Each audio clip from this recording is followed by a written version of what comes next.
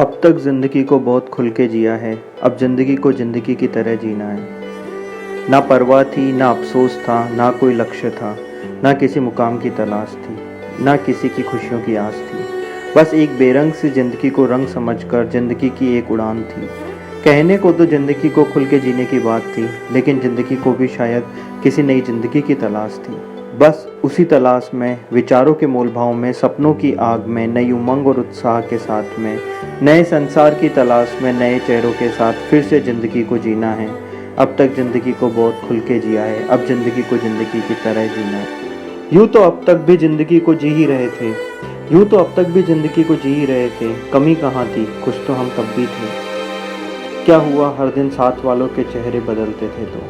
क्या हुआ हर दिन अपनों की तलाश में हम भटकते थे तो?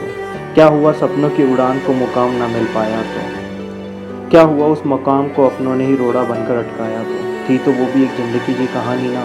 खैर अब सोचा है तो देर नहीं, अब तक ज़िंदगी को खुल के जिया है, अब ज़िंदगी को ज़िंदगी की तरह जीना है। अब बस किसी के साथ की ज़रूरत नहीं, किसी ऊंचाई से डर नहीं। बहुत रंग बदलते चेहरे देखे हैं मैंने, अब बस उन चेहरों की आस नहीं।